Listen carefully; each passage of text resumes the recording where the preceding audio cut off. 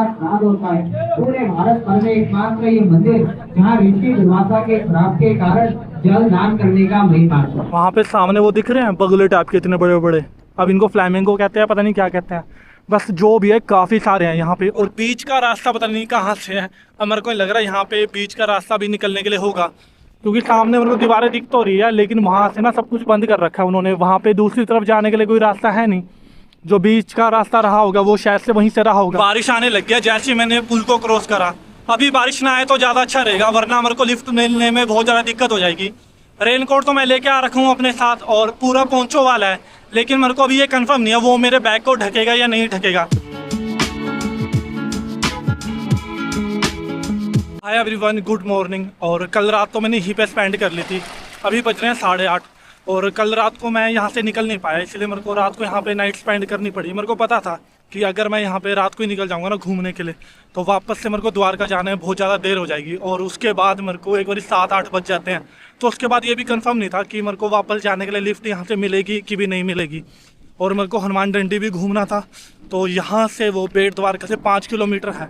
यहाँ पे जो हनुमान डंडी की तरफ को रास्ता जा रहा है वो जा रहा है बिल्कुल ही पतला सा रास्ता, और गलियों की तरफ से है, इतने सारे मोड़ हैं, तो वहाँ पे लिफ्ट मिलना थोड़ा सा मुश्किल है। इसीलिए मैंने सोचा कि नाइट यहीं पे स्पेंड कर लेता हूँ, इसलिए मैं गुरुद्वारे में ही ठहर गया था। अभी 8:30 बजे वहाँ से ब्रेकफास्ट करके मैं निकल गया हूँ हनुमान डंडी के लिए। वहाँ पे जाके आराम से घूमूंगा, थोड़ी देर बैठूंगा, फिर कोशिश करूँगा कि वापसी में अगर द्वारकाधीश जी के दर्शन हो जाए ठीक है, तो उनके दर्शन करके भी वापस द्वारका को चला जाऊँगा, वरना बाहर से माथा टेक के फिर द्वारका के लिए निकलूंगा मैं यहाँ से। ये एक मंदिर बन रहा है पुराने स्टाइल से, पत्थरों को जोड़ के, जैसे ये टाइम पे कोई स्ट्रक्चर खड़ा करते हैं ना सीमेंट का और ईंटों का, ये वैसा नहीं है, ये पत्थरों को काट के बनाया जा रहा है मंदिर। और ये चीज़ तो देखी है मैंने यहाँ पे बेट द्वारका में, इतने सारे मंदिर है ना, लोग कंफ्यूज हो जाएंगे। यहाँ तक कि गूगल मैप के ऊपर भी अगर सर्च करते हैं ना तो वो भी कंफ्यूज कर देता है, इतने सारे मंदिर एक ही नाम से दिखा के। इसलिए यहाँ पे जो लोकल लोग हैं ना उन्हीं से पूछ के जाना पड़ता है, क्योंकि वहाँ पे जब मैंने टेम्पल सर्च करा था तो इतने सारे टेम्पल दिखाने लग गए थे ना, और हनुमान डंडी जब मैंने सर्च करा इतनी जगहों के दिखाने लग गए थे, तो लोकल लोगों से पूछ के जा रहा हूँ। और अब लगाया यहाँ पे आके मैंने गूगल मैप, रास्ते में जब मेरे को बोर्ड दिखा ना हनुमान डंडी का कि हनुमान डंडी का रास्ता इस तरफ का, तब जाके मैंने गूगल मैप लगाया, वरना गूगल मैप तो मेरे को घुमा ही जा रहा था। तो ये चीज़ देखने वाली है कि जो द्वारकाधीश टेम्पल है वहाँ से सिर्फ 5.7 किलोमीटर के आसपास ही है हनुमान डंडी, अगर बाइक के रास्ते देखें, वरना अगर पैदल देखेंगे तो वो थोड़ा सा कम दिखाएगा, लेकिन वो इतनी संकरी गलियों से लेके जाएगा ना, जहाँ से जाना फिर दिमाग ख़राब हो जाएगा। अगर कोई यहाँ से जा रहा है तो पैदल भी जा सकता है, और रास्ते में ऑटो वगैरह चलते रहते हैं तो ऑटो में भी जा सकते हैं। पूरा रोड एकदम खाली और साइडों में ये जंगल था, जितने ज़्यादा पेड़ है ना उतनी ज़्यादा हवा चल रही है यहाँ पे, तो धूप में चलने में भी इतनी ज़्यादा दिक्कत नहीं हो रही, वरना धूप तो एकदम निकल रखी है पूरी तेज। और इस रास्ते पे मेरे को अभी तक कोई भी बाइक नहीं दिखी है जाते हुए, जितने भी दिखे हैं ऑटो ही दिखे हैं जाते हुए।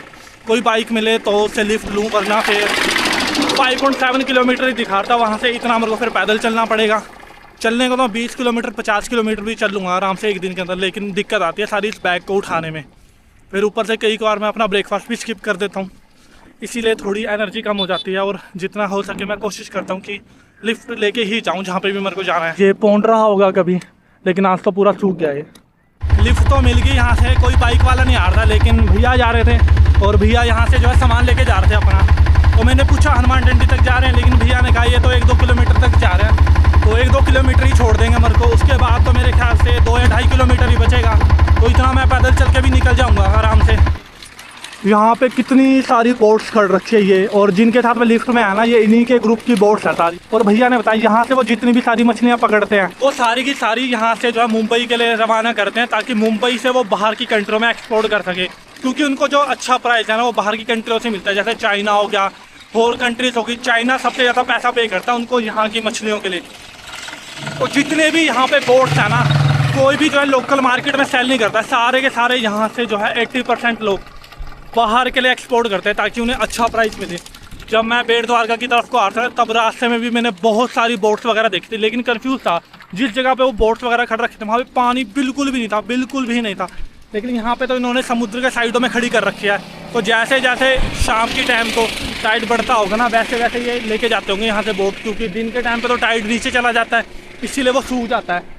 तभी यहाँ से जो बोट है ना एकदम कोने में खड़ी दिख रही है बिना किसी पानी के। अभी यहाँ से कोई दूसरी लिफ्ट देखता हूँ मैं, आधे रास्ते तक छोड़ दिया, अभी भी मेरे को लग रहा है 2.5 किलोमीटर के आसपास बचा हुआ है, अगर थोड़ी दूर जा रहे होते भैया तो वहाँ तक भी छोड़ सकते थे।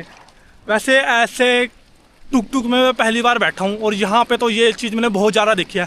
जैसे पंजाब के अंदर भूंड टाइप का चलता है ना, वहाँ पे चलता है सामान ढोने के लिए। यहाँ पे एकदम खतरनाक आवाज़ तो बहुत ज़्यादा करता है, स्पीड होती है स्लो, लेकिन कितना भी ज़्यादा हैवी मटेरियल ये कैरी कर सकता है अपने साथ बिना किसी रुके और हर एक चढ़ाई पे चढ़ सकता है।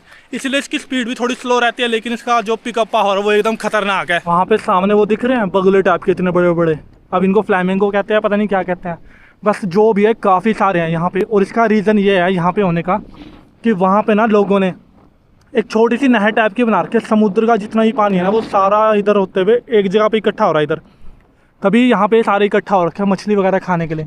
तो जितनी भी छोटी छोटी मछलियाँ हैं ना वो सारी छोटी नहर से होते हुए यहाँ पे आ रही है पौंड के पास। इसीलिए इतने सारे फ्लैमिंगो टाइप के पक्षी जितने भी है वो सारे यहाँ पे इकट्ठा हो रखे हैं। तो फाइनली मैं यहाँ पे पहुँच गया मकरध्वज हनुमान मंदिर, और ये पहला ऐसा मंदिर है जहाँ पे हनुमान जी के साथ साथ उनके बेटे का भी नाम जुड़ता है और उनके बेटे को भी यहाँ पे पूजा जाता है। वरना तो जहाँ पे भी देखे हैं ना सिर्फ हनुमान जी के मंदिर देखे हैं, ये पहला ऐसा मंदिर देखा मैंने हनुमान जी के बेटे के साथ हनुमान जी भी है यहाँ पे। काफ़ी दूर से आ रहा तो 1 या 1.5 किलोमीटर के आसपास बचा था। वहाँ पे अंकल ने देखा मैं पैदल आ रहा था, वो भी यहीं पे आ रहे थे, उन्होंने मेरे को छोड़ दिया। और बाहर से तो कुछ ऐसा है ये वाला मंदिर ना। तो अभी अंदर चलता हूँ, अब पता नहीं बैग अंदर ले जाना अलाउड होएगा या नहीं होएगा। बस जैसे अभी अंदर जाता हूँ फिर थोड़ी देर रेस्ट करूँगा, क्योंकि काफ़ी देर से चलता आ रहा हूँ। इनसे निकलता हूँ सीधा अंदर को। अभी एक तो यहाँ पे बैग की बड़ी दिक्कत है, बैग निकलेगा, चलो बैग तो निकल गया यहाँ से।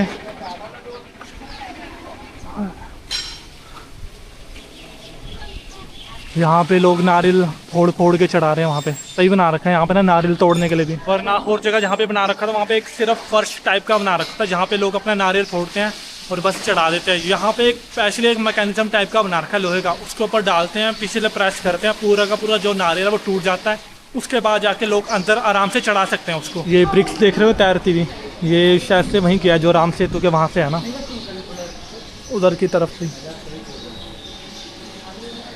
तो एक सेपरेट ही बना के रखा हुआ इन्होंने, एक पोर्शन ना उसके अंदर पानी और ये ब्रिक्स तैर रही है। ये बना रखा है यहाँ पे नारियल को तोड़ने के लिए, इस पर छीलना और यहाँ पे तोड़ने के लिए।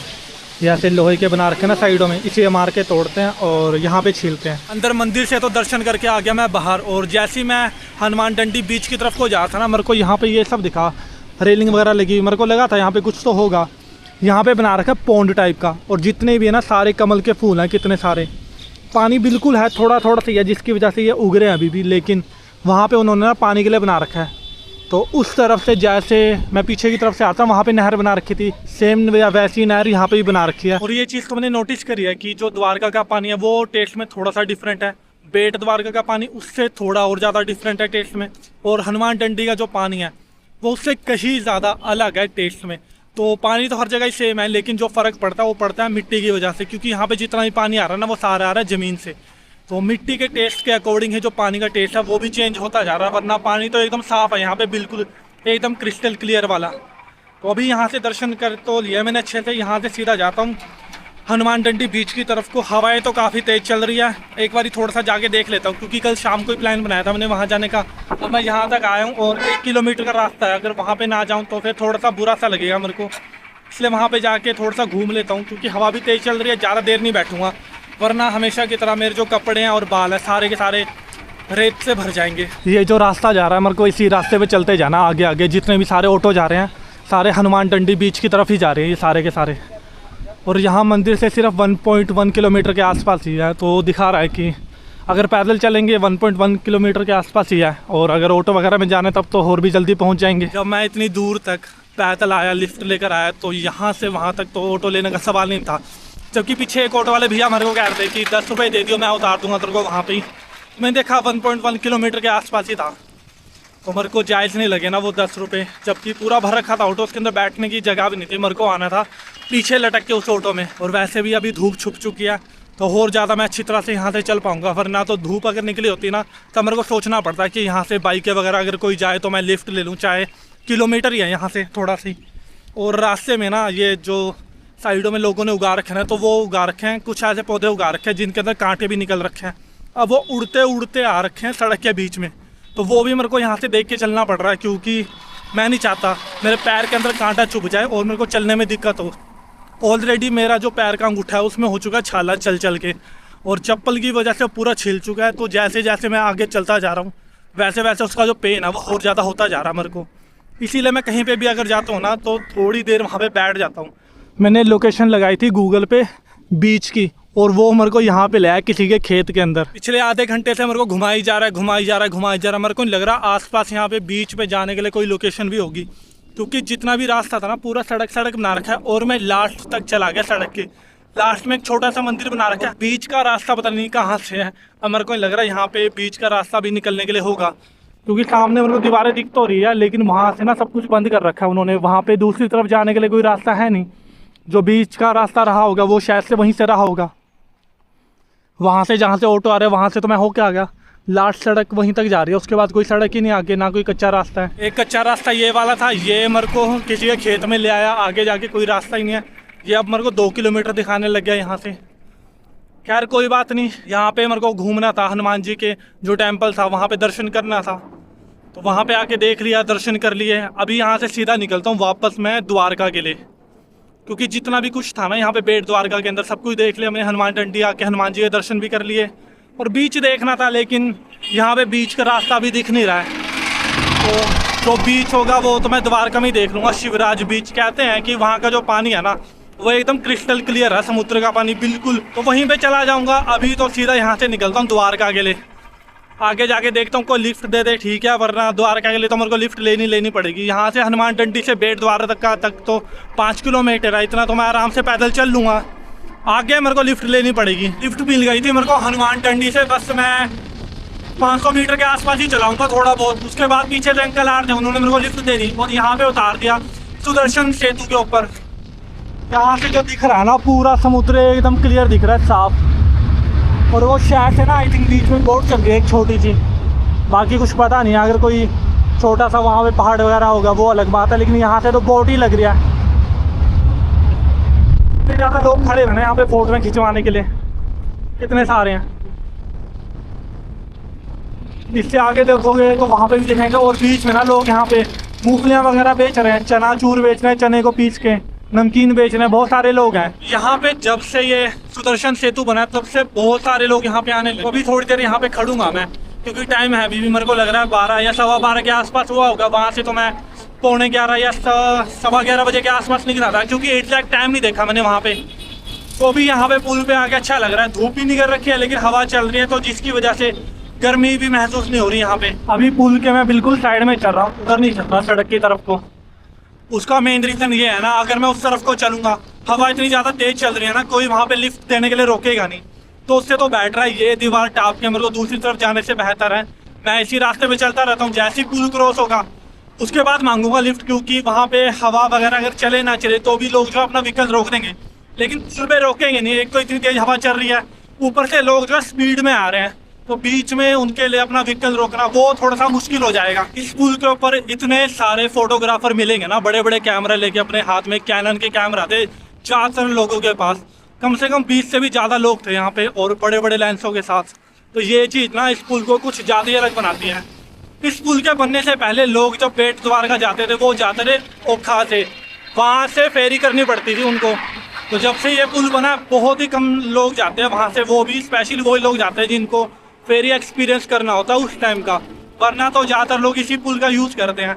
और ये पुल बनने से फ़ायदा भी बहुत कुछ हुआ है यहाँ पे लोगों का। चलो फाइनली पुल तो हो गया मेरा क्रॉस। अब यहाँ से मेरे को देखनी है लिफ्ट द्वारका के लिए। पहले तो मैंने ये सोचा था मैं यहाँ से सीधा शिवराज बीच पे चला जाता हूँ लिफ्ट लेके, लेकिन फिर अभी दिन का टाइम हो रहा है, अभी तो सिर्फ 12 साढ़े 12 ही हुए हैं, तो अभी वहाँ पर जाना सही नहीं रहेगा।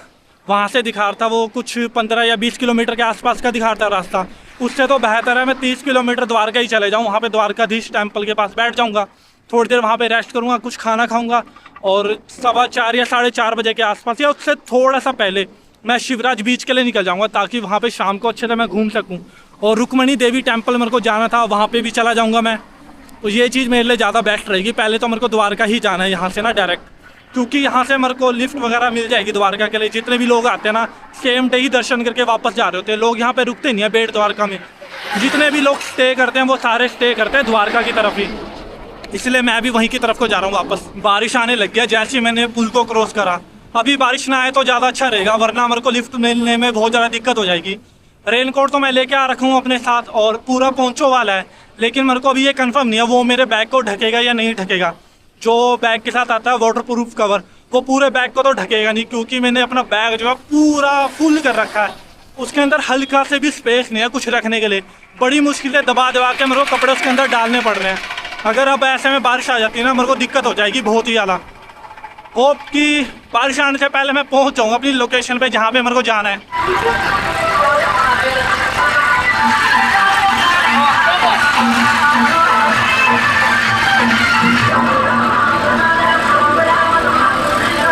लिफ्ट मिल गई थी मेरे को बहुत ही ज़्यादा लंबी, पूरे 30 किलोमीटर की। बेड़ द्वारका से सीधा द्वारका आके उतार दिया। वो भी एक ट्रैक्टर वाले भी आ रहे थे, मजदूरों का सामान लेकर जा रहे थे। तो मैंने लिफ्ट के लिए हाथ करा, उन्होंने पूछा कहाँ जाना है, मैंने कहा द्वारका।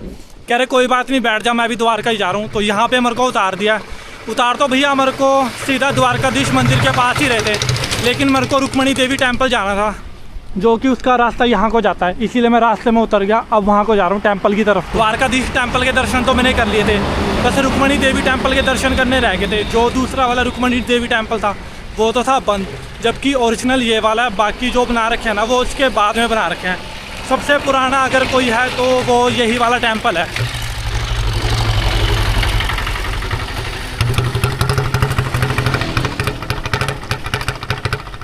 भी यहाँ से भी देखता हूँ अगर कोई लिफ्ट मिलती है तो अच्छी बात है, वरना यहाँ से मेरे को लग रहा है 1.5 या 2 किलोमीटर के आसपास ही होगा। क्योंकि जो द्वारकाधीश मंदिर से दिखा रहा था ना, जब कल मैंने चेक करा था यहाँ की लोकेशन, वो दिखा रहा था 3 किलोमीटर के आसपास।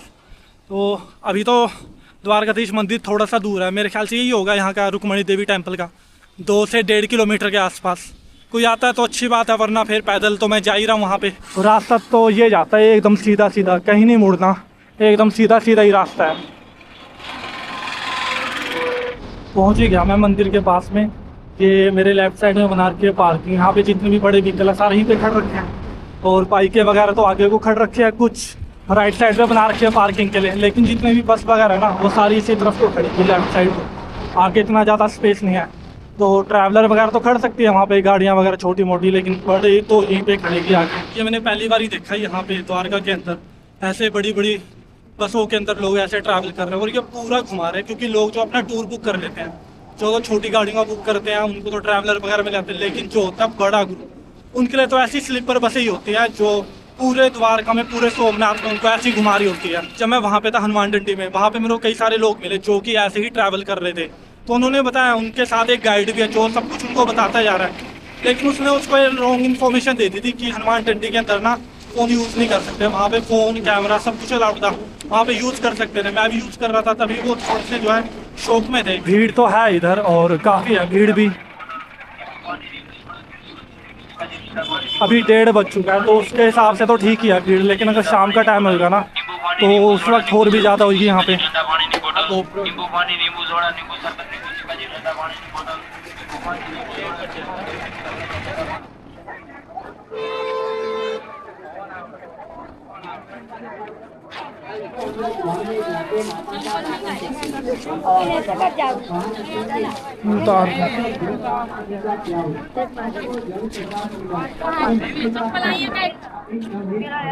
कौनसी मंदिर में अपने घर में परिवार में साथ दोनों में ईश्वर की पूजा के माध्यम से उन लोगों के मोक्ष के लिए जैसे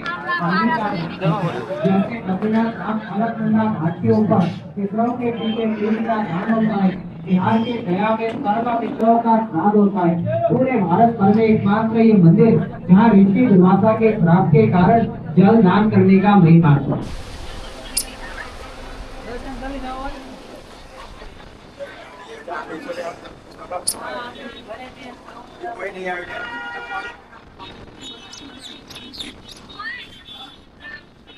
सामने वो लोग एक पत्थर के ऊपर दूसरा पत्थर रखे जा रहे हैं। आधे से ज़्यादा लोगों को तो ये भी नहीं पता होगा रखे क्यों हैं, बस एक दूसरे की देखा देखी में लगे हैं सारे। वो पूरे लास्ट तक लगाए हुए उन्होंने पत्थर। दर्शन तो हो गए अंदर माता जी के, लेकिन हर मंदिर में जो स्ट्रक्चर बना हुआ है, आधे से ज़्यादा जो स्ट्रक्चर है ना वो थोड़ा सा टूट रखा है। कुछ मूर्तियों की जो है गर्दन नहीं है, कुछ का हाथ नहीं है। यहाँ पे आना था मेरे को एक बार, यहाँ पे तो आ गया। क्योंकि कल मैंने प्लान बनाया था, कल मैंने देखा कि 3 किलोमीटर के आसपास है, तो प्लान मेरा हुआ चेंज, फिर मैं नागेश्वर चला गया था। इसीलिए पेट द्वारका से आते बारी रास्ते में मेरे को ये दिखा द्वारका के अंदर। तो मैंने ट्रैक्टर वाले भैया से पूछा क्या यही वाला रुक्मिणी देवी का मंदिर है जो सबसे ज़्यादा पुराना है? उन्होंने कहा हाँ यही है। इसीलिए मैं यहाँ पे उतर गया, तो दर्शन भी कर लिए, अच्छे से कर लिए। भीड़ तो भाई साहब बहुत ज़्यादा थी, जिसको कहते हैं ना हद से ज़्यादा। और दर्शन करने के लिए भी एक ही दरवाजा है, बाहर आने के लिए भी एक ही दरवाजा है, जिसकी वजह से भीड़ जो है इनसे मेंटेन नहीं हो रही है, लोग फंसे हुए हैं। ऊपर से मैं इतना बड़ा बैग लेके वहाँ पे गया हुआ था दर्शन करने के लिए, मेरे अलावा और कोई पर्सन था नहीं वहाँ पे जिसके पास इतना बड़ा बैग। मैंने तो सोचा था कि शाम को 4 साढ़े 4 बजे के आसपास मैं शिवराज बीच निकल जाऊँगा, लेकिन जब गूगल के ऊपर चेक करा तो सरकार ने जो है रिस्ट्रिक्शन लगा रखी है वहाँ पे 26 जुलाई तक या फिर 30 जुलाई तक लगा रखी है, क्योंकि मानसून की वजह से पानी का जो फ्लो है इतना ज़्यादा बढ़ रखा है ना, तो उन्होंने पूरी की पूरी रिस्ट्रिक्शन लगा रखी है। तो ऐसे में तो मैं वहाँ पे करता ही क्या, क्योंकि कोई भी वाटर स्पोर्ट नहीं हो रहा वहाँ पे, ना ही नहाने दे रहे हैं। ऐसे में वहाँ पे जाना 12 किलोमीटर फिर वापस आना लिफ्ट लेके, वो भी तो वो मेरे को कुछ ज़्यादा ही वर्थ इट नहीं रहा। फिर सारा का सारा टाइम मैं यहीं पे बैठा रहा बस स्टैंड के अंदर, और करता क्या, कहीं जाना तो था नहीं मेरे को। जो मेरी ट्रेन है वो है कल की, तो आज रात को भी शायद से मेरे को या तो बस स्टैंड पे रहना पड़ेगा, या फिर एक बार तो सोच रहा था मैं कि मैं रुक जाऊँ रेलवे स्टेशन पे ही, क्योंकि वहाँ पे मेरे को चार्जिंग के लिए भी मिल जाएगा पॉइंट वगैरह। अभी यहाँ पे जो है एक भी चार्जिंग का पॉइंट नहीं है, जो कि मेरे को हो रही है अब दिक्कत। मेरा जो पावर बैंक था उसकी भी बैटरी ख़त्म हो चुकी है, मेरे फ़ोन की बैटरी ख़त्म हो रही है, और मेरे टैबलेट की तो बैटरी ख़त्म हो ही रखी है। कल गुरुद्वारे में करा था थोड़ा सा चार्ज, उसके बाद वीडियो एडिट करने लग गया, वीडियो अपलोडिंग पे लगाई। 2 घंटे बाद भी जो मेरी वीडियो थी वो सिर्फ 8% ही हो पाई अपलोड। तो ऐसे में मेरे को हो रही है दिक्कत। तो स्टेशन पे जाना कुछ ज़्यादा वर्थ इट रहेगा। बाकी अभी तो यहाँ से सीधा निकलो मैं द्वारकाधीश टेम्पल के लिए, तो वहाँ पे जाके देखता हूँ, थोड़ा सा गोमती घाट पे भी बैठ लूँगा, और द्वारकाधीश के अगर लाइन ना लगी हो ज़्यादा लंबी तब तो मैं दर्शन भी कर लूँगा, क्योंकि दर्शन मैं ऑलरेडी कर चुका हूँ। परसों सुबह कर चुका था मैं दर्शन वहाँ के, तो आज इतने अगर तो भीड़ ना हुई तो आज भी कर लूँगा, वरना फिर गोमती घाट घुमाऊँगा, और वहाँ पे जो अन्न क्षेत्र चल रहा होता है उनका, तो वहाँ पे जाके कुछ खा भी लूँगा। मेरे को वहाँ आगे से राइट की तरफ को जाना है, रास्ता तो सीधा सीधा भी है लेकिन वो कुछ ज़्यादा लंबा पड़ जाएगा मेरे को। यहाँ से राइट की तरफ को जाऊँगा तो वो छोटा पड़ेगा। कुत्ते तो हैं गलियों में, लेकिन अभी क्यों है शाम का टाइम है तो इतने ज़्यादा नहीं होंगे, लेकिन मॉर्निंग के टाइम पे अगर 4 साढ़े 4 बजे के टाइम पे आ रहे हैं ना, तब तो इतने ज़्यादा कुत्ते होते हैं ना वहाँ पे, और बहुत ज़्यादा रिस्क रहता है कि वो पीछे भी पड़ सकते हैं, क्योंकि वो आपस में भी लड़ रहे होते हैं। तो फिर इंसानों को देख के तो और पीछे भागेंगे। ऊपर से अगर कोई बैग लेके आ रहा है तब तो गारंटीड बात है उसके पीछे आएंगे ही आएंगे वो। अभी तो पूरी रौनकें लगी हुई है इस गली में। मॉर्निंग के टाइम पे तो एकदम सुनसान सा पड़ रखा था, और ये सारे घूम रहे कुत्ते यहाँ पे। मॉर्निंग के टाइम पे तो बड़ा ख़तरनाक रहता है यहाँ पे 4 साढ़े 4 बजे के आसपास।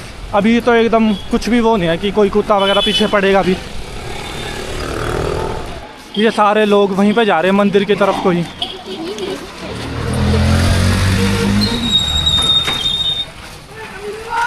अभी तो शॉप्स वगैरह पूरी खुल रखे हैं एकदम से, तो सुबह ये सब नहीं मिल रहा था देखने को उस दिन।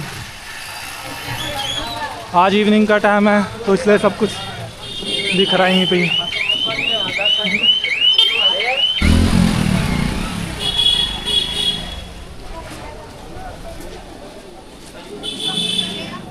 रूम्स के तो इतने सारे ब्रोकर घूमते रहेंगे ना पीछे पीछे। अभी इतनी देर से पीछे पीछे घूम रहा था, उसको मैंने बोला कि मेरे को अभी वापस निकल जाना है दर्शन करके। फिर बोल रहा कोई बात नहीं, क्या रहा स्टेशन तक जाना है तो वहाँ तक छोड़ देंगे, वहाँ तक भी टैक्सी दे देंगे। मतलब अपना कमीशन कहीं से भी निकालना ही निकालना है उनको। अगर तुमको रूम नहीं लेना है कोई बात नहीं, वो कोई और तरीका निकाल लेंगे कमीशन निकालने के लिए।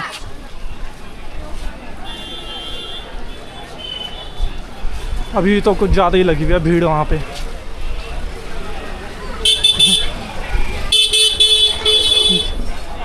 जो तो सुबह करके आएगा दर्शन उसके ठीक है, वरना अभी के चक्कर में नंबर ही नहीं आता ये।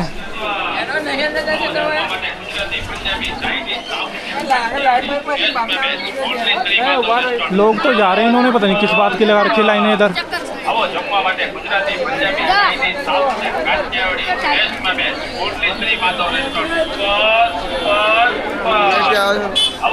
लोग फोटो ले रहे हैं उसकी द्वारकाधीश मंदिर की, यहाँ से तभी लग रखी है लाइनें इतनी लंबी पर ना, तो आगे से निकल रहे हैं लोग।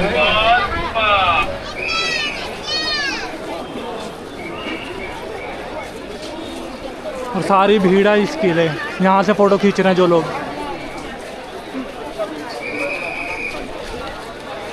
बहुत ही ज़्यादा भीड़ है अभी तो, हद से ज़्यादा।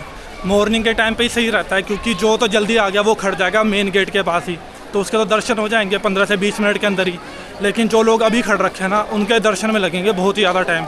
आधे से ज़्यादा लोग तो बाहर इसलिए खड़ रखे हैं ताकि वो ले सके फ़ोटो में, क्योंकि रास्ता तो आ रहे जा रहे हैं लोग इतने सारे, बाकी सारे लोग खड़ रखे हैं फ़ोटो लेने के लिए, तब जाके भीड़ कुछ ज़्यादा ही लग रही है वहाँ पे। फ्लैग चेंज हो रहा है ऊपर द्वारकाधीश टेम्पल का ना, तभी लोग इतने सारे खड़ रखे हैं वहाँ पे अपना कैमरा लेके। तो वो तो वहाँ से दिखा नहीं था, लेकिन यहाँ से दिख रहा है एकदम, वो चेंज कर रहे हैं वहाँ पे।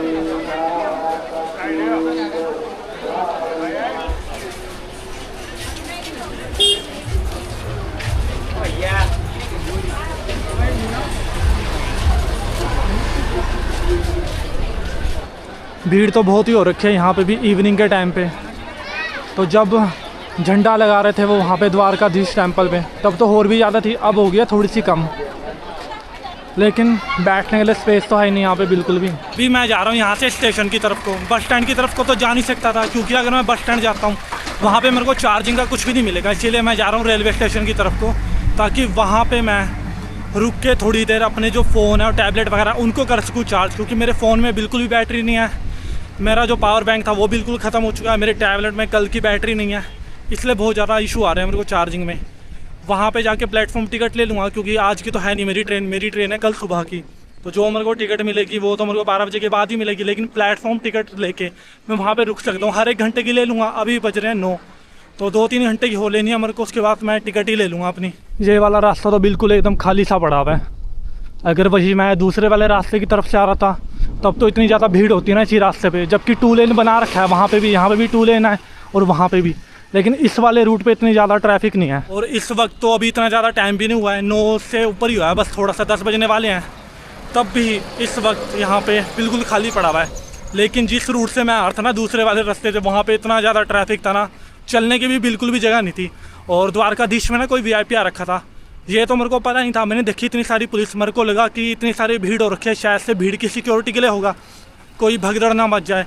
जैसे VIP बाहर निकला, सारे के सारे पुलिस वाले वहाँ से गायब, यानी कि वो सिर्फ उस VIP को प्रोटेक्ट करने के लिए आ रखे थे। वहाँ पे जो लोग थे ना, उससे कोई मतलब नहीं था। वहाँ पे सिर्फ 2 या 3 ही थे पुलिस वाले, वो भी जो परमानेंट वहाँ पे वर्क करते हैं, वरना उनके अलावा तो और कोई था नहीं वहाँ पे। मैं अभी यहाँ पे रुक रखा हूँ द्वारका के रेलवे स्टेशन के ऊपर। यहाँ आने का मेन रीज़न यही था मेरा कि एक तो मैं बस स्टैंड पे नहीं रुक सकता था, दूसरा ये था मेरे को अपना फ़ोन, अपना पावर बैंक और अपना जो टैबलेट है वो तीनों के तीनों करने थे चार्ज। ये मेरा पावर बैंक लगा है, ये मेरी कैमरा की बैटरी लगी हुई है, और जो मेरा टैबलेट था वो तो मैंने कर लिया चार्ज। बस अब ये भी जल्दी से चार्ज हो जाए, फिर जाके दोबारा से मैं प्लेटफॉर्म टिकट लूँ वहाँ से जाके, क्योंकि 2 घंटे होने वाले कंप्लीट, और 11:15 बजे के आसपास हो जाएंगे कंप्लीट। अभी बजे हैं 11, 10 मिनट है स्टिल मेरे पास अपनी जो टिकट है उसको रिन्यू कराने के लिए। मैं अभी यहाँ पे आया था वॉशरूम करने के लिए, लेकिन यहाँ पे देखा, यहाँ पे तो वॉशरूम वगैरह सब कुछ बंद करके रखे हुए हैं। अब ऐसे में बंदा कहाँ पे जाए, यहाँ पे क्या खुले में जाएगा? फिर लोग कहते हैं कि गंदगी बढ़ रही है। गंदगी इसीलिए नहीं बढ़ रही कि लोग खुले में जाना चाहते हैं। कुछ ऐसे लोग भी हैं जो वॉशरूम लॉक करके ही चले जाते हैं। अब ये वॉशरूम खुलेगा सीधा सुबह मॉर्निंग में। जो लोग यहाँ पे रेस्ट वगैरह कर रहे हैं, बस तब तक ऐसे ही बैठे रहूँ जब तक कोई खोलता नहीं उसको मॉर्निंग में। अभी बज रहे हैं रात के 12:30 से ऊपर हो गया है, 45 समथिंग हो गया है टाइम। तो और मॉर्निंग में है मेरी ट्रेन, तब तक यहाँ पे वेट करना पड़ेगा, और कोई ऑप्शन तो है नहीं मेरे पास। 4 बज चुके हैं और मेरे को अभी भी यहाँ पे 5 घंटे निकालने हैं, क्योंकि जो ट्रेन दिखा रही है वो दिखा रही है 9 बजे की। अब ये भी कंफर्म नहीं है 9 बजे वाली ट्रेन में मेरे को सीट मिलेगी या नहीं मिलेगी। टिकट तो मिल जाएगी वो कंफर्म बात है, लेकिन सीट मिलेगी वो कंफर्म नहीं है, क्योंकि जर्नल है और द्वारका से पहले जो 2 स्टेशन आते हैं ना, उन स्टेशनों से होकर आएगी वो। अब देखो कि वहाँ से पूरी भर के आएगी तब तो मेरे को एडजस्ट करके जाना पड़ेगा, वरना यहाँ से उम्मीद तो है कि सीट मिल जाए मेरे को यहाँ से। तो फाइनली टिकट मेरे को मिल ही गई अहमदाबाद के लिए। एक बार को तो लग रहा था कि मॉर्निंग में इतनी ज़्यादा भीड़ है ना, मेरे को वहाँ पे इतनी ज़्यादा टिकट के लिए भी नहीं मिल पाएगा टाइम, लेकिन टाइम तो मिल गया मेरे को टिकट लेने के लिए। और मैंने टिकट भी ले लिया अपनी। वहाँ पे सबसे पहला मैं ही था, वहाँ पे सबसे पहले ही जाके खड़ गया था, क्योंकि जितने भी लोग थे सारे बैठ रखे थे वेटिंग रूम में, मैं ही था सिर्फ एक अकेला जो टिकट काउंटर के पास बैठा हुआ था।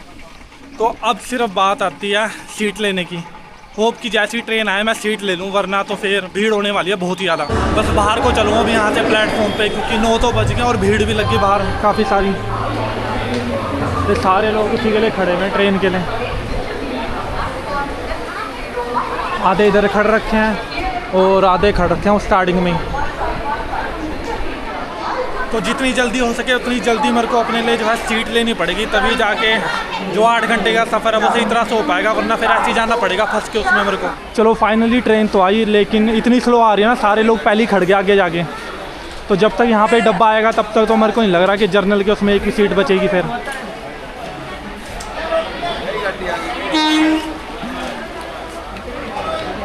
आ तो गई ट्रेन, थोड़ा आगे को चलो। वहीं से चढ़ने का फ़ायदा रहेगा जब रुकेगी।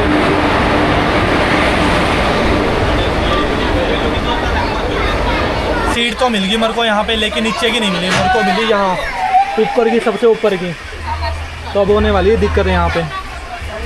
सोचा तो मैंने ये था कि वहाँ पे ले लूँगा अगर जल्दी पहुँचूँगा। भाई जर्नल ट्रेन में ऐसा ही होता है, लोग लड़ने लग गए आपस में सीट के लिए। तो मेरा ठीक है, मैं यहाँ पे बैठ रखा हूँ ऊपर, तो मेरे अलावा तो और कोई बैठ नहीं रखा है। अभी देखो जैसे जैसे आगे स्टेशनों पर रुकेगी भीड़ बढ़ती जाएगी, तो यहाँ पे भी आके बैठेंगे लोग। ये देख लो भीड़ कितनी हो रखी है। पहले एक बार को तो लगा था कि कम हो जाएगी क्योंकि उतरे थे सारे लोग, अब और भी ज़्यादा चढ़ गए। ये हाल हो रखा है जनरल ट्रेन का।